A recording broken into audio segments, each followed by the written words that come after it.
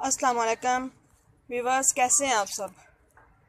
I hope के सब अच्छे होंगे और बहुत अच्छे से अपनी फैमिली मेम्बर्स का और अपने प्लांट्स का ख्याल भी रख रहे होंगे। तो जिस तरह से आजकल मई का मौसम इनके महीना चल रहा है और मई का महीना बहुत ज़्यादा गर्मी का महीना माना जाता है और अल्हम्दुलिल्लाह खैर से साथ साथ माह रमज़ान भी चल रहा है। तो आजकल बारिश भी काफ़ी ज़्यादा हो रही है, मौसम काफ़ी ख़राब है, बेशक बेवक्ती बारिशें हो रही हैं। तो इस तरह से जो गर्मी की शिद्दत है वो एक तरह से कम हो गई है तो बेवक्ती बारिशें, लेकिन मौसम की शिद्दत कम होने की वजह से जो टेम्परेचर है वो किसी हद तक कंट्रोल में है, यानी कि 35 से तकरीबन नीचे ही रह रहा है। तो ऐसे में जो सीडलिंग की हुई है हम उनको ट्रांसप्लांट इजीली कर सकते हैं, क्योंकि ये देखें इतनी गर्मी में पेटूनियाज के फूल भी खिल रहे हैं और मेरे गुलाब के प्लांट्स पे भी बर्डिंग भी हो रही है और इस तरह से फ्लावर्स भी खिल रहे हैं। बेशक फ्लावर्स का साइज़ थोड़ा छोटा है, लेकिन पेटूनिया के फ्लावर्स का साइज़ ठीक है। कुछ वैरायटी ऐसी है पेटूनिया की जिसका रंग थोड़ा सा डल है, बट बाकी तकरीबन ठीक जा रहे हैं और काफ़ी हद तक स्टेबल हैं, प्लांट अच्छे से चल रहे हैं।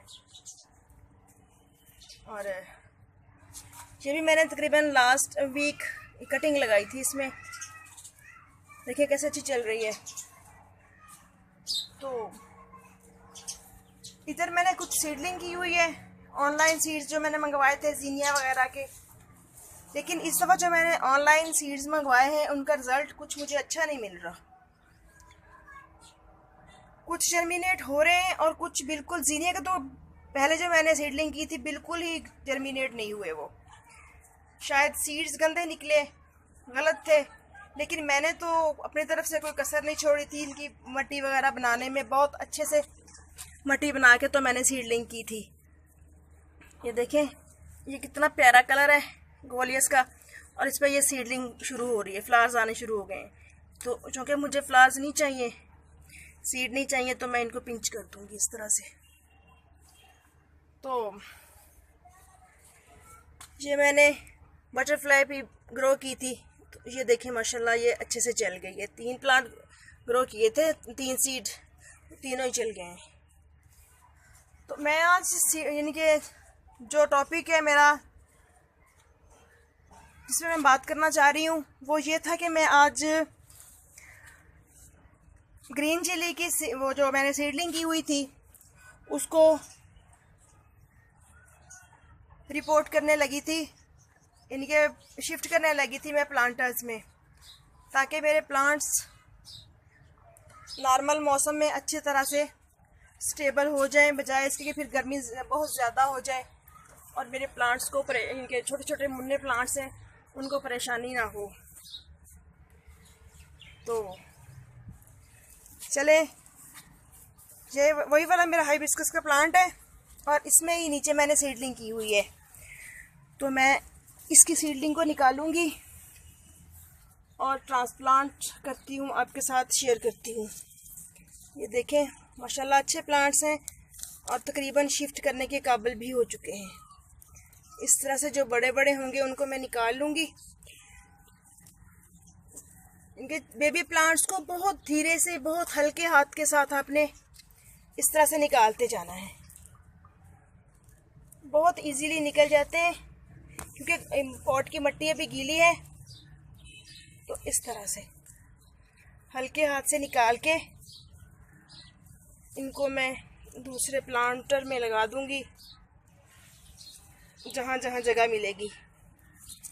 तो इस तरह से देखें ये बिना केयर के मैंने सीडलिंग तैयार की है, यानी कि अगर आप किसी अलग छोटे पॉट में सीडलिंग करते हैं तो उसको आपको प्रॉपर टाइम देना होता है, प्रॉपर तरीके से उसकी केयर वगैरह करनी पड़ती है। लेकिन अगर आप किसी यानी कि दूसरे प्लांटर में किसी बड़े प्लांट के नीचे इसको ग्रो कर देते हैं तो एक तो उसको साया भी मिल जाता है और दूसरा एक्स्ट्रा केयर नहीं करनी पड़ती। बस आप उस प्लांट को पानी देते हैं तो साथ बेबी प्लांट्स को भी पानी मिल जाता है और बहुत इजीली आप छोटे छोटे से नन्हे प्लांट्स को निकाल के फिर तो इस तरह से आप सेपरेट प्लांटर में लगा सकते हो। इस तरह से ये देखें, ये मैंने कुछ प्लांटर्स में मिट्टी डाली हुई है तो अब मैं इनमें इसको शिफ्ट कर दूंगी। इन प्लांट्स को, छोटे नन्हे जो प्लांट्स हैं उनको लगा दूंगी।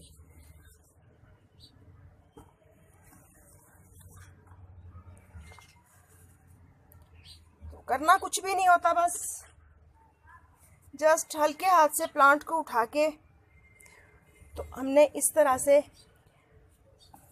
प्लांटर के सेंटर में थोड़ा सा होल बनाना है और छोटे प्लांट को उसमें इस तरह से खड़ा करके यूं तो आहिस्ता आहिस्ता साइडों से पुश कर देना है ताकि मिट्टी हल्की हल्की दब जाए और प्लांट हिल ना पाए अपनी जगह से, क्योंकि अगर प्लांट रॉकिंग करता रहेगा तो उसकी फिर ग्रोथ अच्छे तरीके से शुरू नहीं हो पाएगी। इसकी रूट्स एक दफ़ा स्टेबल हो जाएं तो फिर बहुत अच्छे से प्लांट अपनी ग्रोथ स्टार्ट कर लेता है।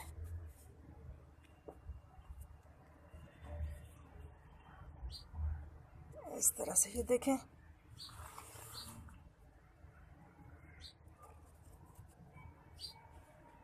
इस तरह से खड़े करते जाना है प्लांट्स को और एक एक करके तमाम प्लांट्स को इसमें इन गमलों में शिफ्ट कर देना है सेपरेट।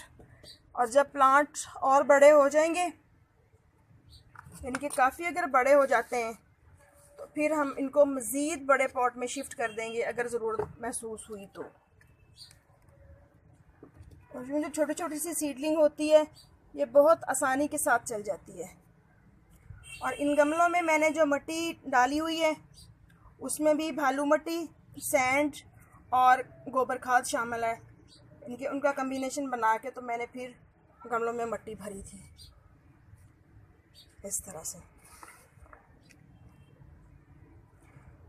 और इनको लगाने के बाद तकरीबन 4-5 दिन तक हम इनको शेड में रखेंगे और उसके बाद जब प्लांट अच्छी तरह से खुद को संभाल लेंगे, खुद को कवर कर लेंगे, तो वो धूप वाली जगह पे रखना शुरू कर दूँगी जहाँ पे हल्का हल्का साया हो और फिर धूप आए। और फिर नेक्स्ट वीक टोटली उस जगह पे प्लेस कर देंगे जहाँ पे सुबह की तकरीबन 4-5 या 6 घंटे तक भी धूप हो, क्योंकि फ्रूट्स और वेजिटेबल्स और फ्लावरिंग प्लांट्स जो होते हैं उनको धूप की ज़रूरत होती है। तो इस तरह से ये देखें, ये नन्हे नन्हे प्लांट्स मैंने इसमें शिफ्ट कर दिए हैं। तो अब मैं इनको पानी दूंगी। पानी देने के बाद फिर मैं इनको साया में रख दूंगी, क्योंकि मुझे इस वक्त टाइम मिल गया था वीडियो बनाने का तो मैंने सोचा कि चलो बना लूँ। माह रमज़ान में बाज़ औक़ात तो टाइम नहीं मिलता क्योंकि रूटीन टोटली चेंज हो जाती है और बाज़ औक़ात फिर तबीयत साथ नहीं दे रही होती। इस तरह से पानी दे के तो बाकी ये जो फ्रूट्स वेजिटेबल प्लांट्स होते हैं या फ्रूट्स वाले होते हैं, इनकी थोड़ी एक्स्ट्रा केयर करनी पड़ती है क्योंकि इन प्लांट्स पे पेस्ट वगैरह का ज़्यादा अटैक होता है। और मिट्टी आप पहले ही अच्छी बना लें। और रही पानी की बात, तो जब पहला पानी खुश्क हो, मिट्टी आपको सफ़ेद होती नज़र आए खुश्क हो के, तो आप इसमें पानी दें। अदरवाइज़ गीली मिट्टी में दोबारा इसको वाटरिंग ना करें। तो लोकेशन की बात हो गई है। और बस पेस्ट वगैरह के नज़र आएंगे तो हम कोई होममेड स्प्रे यूज़ करेंगे, क्योंकि इनऑर्गेनिक के साइड पे तो जाना ही नहीं होता ना वेजिटेबल्स और फ्रूट्स के लिए। क्योंकि जब किचन में यूज़ करने वाली चीज़ें होती हैं, बेहतर है कि इन पे ऑर्गेनिक ही इनके इनके साथ ऑर्गेनिक मैटर रखा जाए, इनको अनऑर्गेनिक की तरफ ना लेके जाया जाए। तो इस तरह से मैं इनको यूं नेट के नीचे रख दूंगी। जो चिली प्लांट्स लगाए हैं, ये भी मैंने छोटे छोटे जो प्लांट इनके ट्रांसप्लांट किए हुए हैं, तो इस तरह से मैंने उनको इस साइड पे रख लेती हूँ। ट्रांसप्लांट करने के बाद आप सीडलिंग को ज़रूरी है कि आप साए में ही रखें तकरीबन 3-4 दिन के लिए, क्योंकि मौसम ऐसा चल रहा है गर्मी का। बेशक बरसात का है, बरसात तो हो रही है, चल रही है बरसात, लेकिन गर्मी अपना असर दिखाती तो है ना जब भी वक्त मिलता है उसे। जैसे ही बादल इधर उधर होते हैं, बादल छिटते हैं, तो बहुत ज़्यादा गर्मी महसूस हो रही होती है।